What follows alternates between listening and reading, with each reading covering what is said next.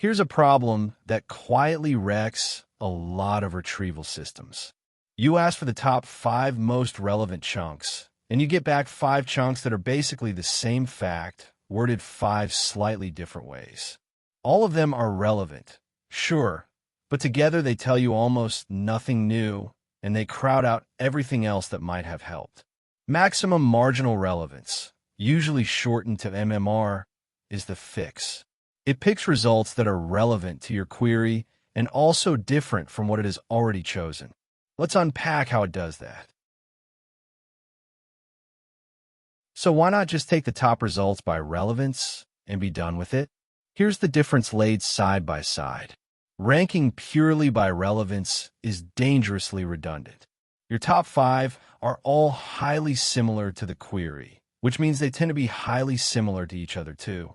So you get the same point restated again and again, wasting the model's limited context window and starving out other facts that would have rounded out the answer. Maximum marginal relevance, by contrast, deliberately mixes in variety.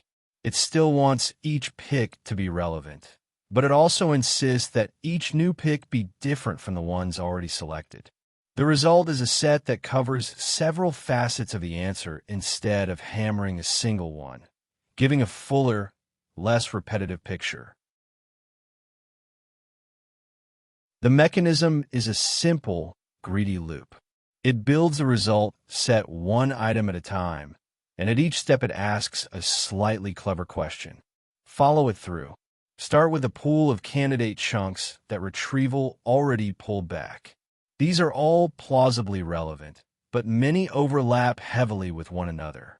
MMR is going to select a subset from this pool, not fetch anything new. Think of it as a smarter final filter over what you already have. For the very first pick, there is nothing to compare against yet, so it simply chooses the single most relevant candidate to the query. That anchors the set. Easy enough. The interesting behavior starts on every pick after this one. For each next pick, it scores every remaining candidate on 2 things at once. It rewards being highly relevant to the query, and it penalizes being too similar to whatever is already in the set.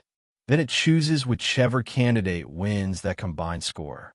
So a chunk that is relevant, but nearly identical to one you already have gets passed over. Repeat that until the set is full, and what comes out is a group that is both relevant and diverse. Each member earns its place by adding something the others did not. So the model receives a broad, non-overlapping spread of context instead of 5 copies of the same sentence. Strip it down, and 3 ideas make maximum marginal relevance worth knowing. It selects for relevance and difference together. Every pick must be useful to the query, but it must also stand apart from what has already been chosen, so redundancy gets squeezed out of the final set without throwing away quality.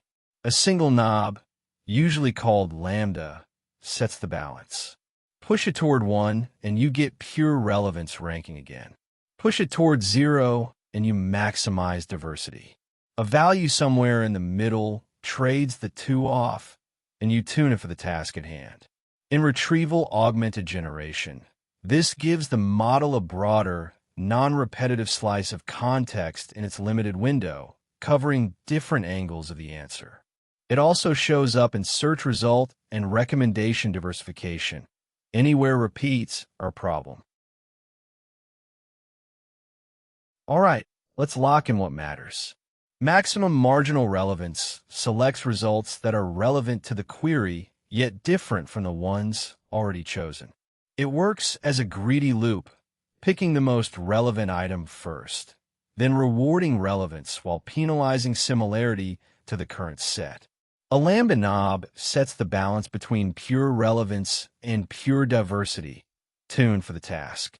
In retrieval, it hands a model broader, non-repetitive context instead of 5 copies of one fact.